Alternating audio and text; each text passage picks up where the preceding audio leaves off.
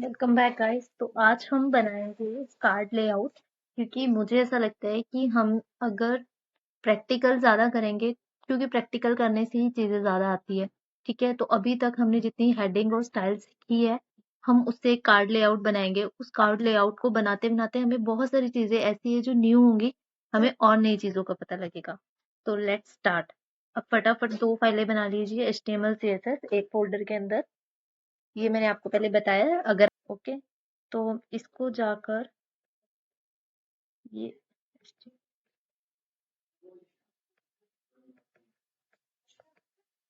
इस वाली फाइल को ओपन विथ गूगल क्रोम।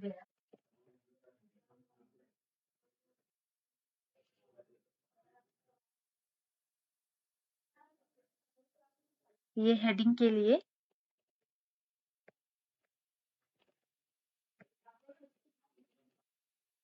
फिर पैराग्राफ कर सकते हैं।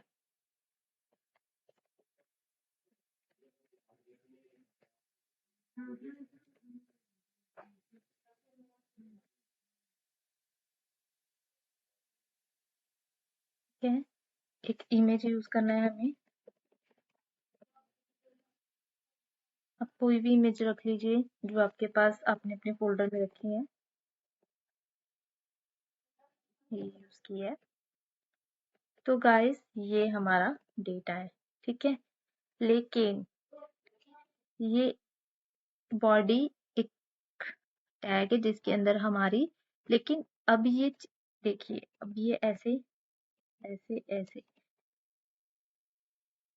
अब ये अलग अलग पार्ट्स बन गए, हमारे 3 बार हो गए। लेकिन अब इसमें पता नहीं लग रहा है इमेज पी, मतलब सब कंटेंट बहुत। तो इसके लिए हम एक कंटेनर बनाएंगे गाइस। सपोज हमारे पास बहुत सारी चीजें हैं, सारी इधर उधर पड़ी है। सपोज कुछ भी लगा लीजिए, अगर आप पेन है या पेंसिल्स है सारी पड़ी हुई है। अगर हमारे पास एक कंटेनर होगा तो हम पेन्स को अलग रखेंगे, पेंसिल्स को अलग, हर एक ब्लॉक बना सकते हैं। तो उसी की वैसे ही हमारे पास HTML में डिव है, जिस div as like a container, कि हम अपने इस कंटेंट को एक डिव में डाल सकते हैं। गाइस देखिए, डिव के अंदर आप ये डाल दीजिए। ठीक है, अब ये वाला जो कंटेंट है इसको हटा के ये डिव, अब आप इस डिव को कॉपी पेस्ट कर लीजिए। अब आपके पास ये देखो 1 2 3, तो आपके पास 3 कंटेनर्स बन गए हैं। अब इनका ठीक है, तो डिविंग सिस्टम ये, अब मैं चाहती हूँ कि दोनों अलग अलग दिखे। तो हम डिजाइन के लिए इंटरनल स्टाइल यूज कर लेते हैं अभी के लिए। ठीक है, तो H3 कलर रेड, नहीं,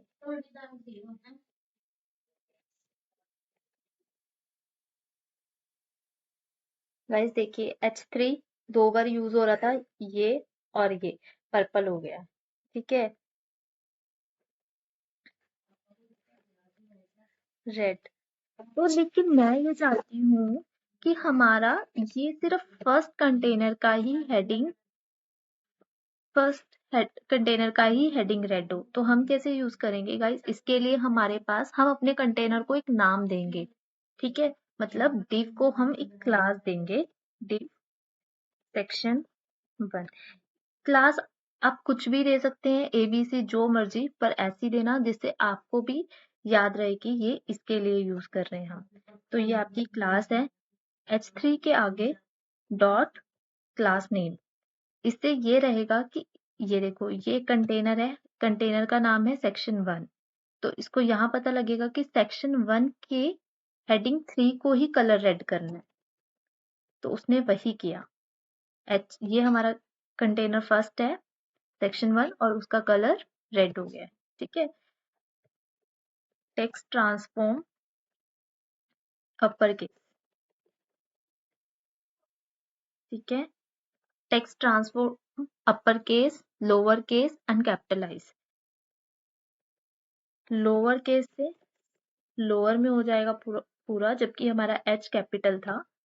और अगर हम कैपिटलाइज यूज करेंगे तो हर वर्ड कैपिटल होगा, जैसे हेडिंग डेटा, तो इसमें एच कैपिटल और डी कैपिटल, जबकि हमने डी स्मॉल था, तो ये कैपिटलाइज से हम यूज कर सकते हैं। ठीक है गाइस, तो ये मेरा कंटेनर 1 था, लेकिन मैं चाहती हूँ जितने भी इसमें पी है वो सब ग्रे कलर के रहे, तो हम कॉमन पी यूज करेंगे।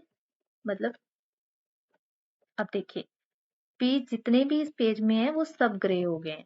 ठीक है, क्योंकि मैंने इसके आगे, इस पी के आगे किसी कंटेनर का नाम ऐड नहीं किया है कि मुझे इस कंटेनर का, इस डिव का कलर ये करना है। मैंने कहा है पी कॉमन है, ये जो पी हम ऐसे यूज कर रहे हैं ये कॉमन है, कि जितनी बार भी यहाँ पे पी यूज होगा उसका कलर ग्रे ही होगा और उसका फॉन्ट साइज 14 पिक्सल।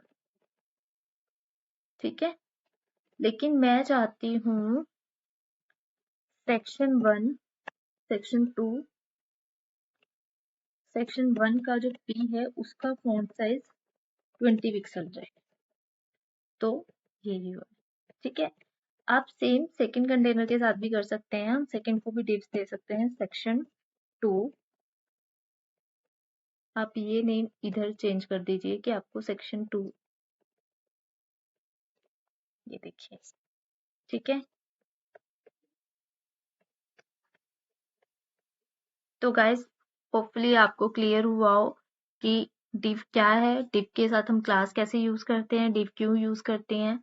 ठीक है, तो अभी हम इसकी थोड़ा स्टाइल कार्ड बना लेते हैं। इसका टैग है ब्लैक।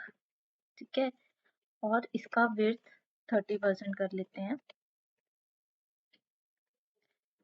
गाइस विड्थ 30% कैसे आया है, स्क्रीन साइज 100% होता है, तो 30% उसने स्क्रीन साइज के अकॉर्डिंग कैलकुलेट करके अपने आप निकाला है। ठीक है, तो अब गाइस देखो, सेक्शन 1 के लिए हमारा ये हो गया, अब सेक्शन 2 भी हमें सेम चाहिए, तो मैंने सेम क्लास लिखी और मेरे को सेम लेआउट फिर से स्टाइल यूज किया। ठीक है, ये तो हमारा बन गया, बट गाइस ये तरीका गलत है, हमें इसको ऐसे यूज नहीं करना चाहिए, हमें इसके लिए कॉमन क्लास बनानी चाहिए।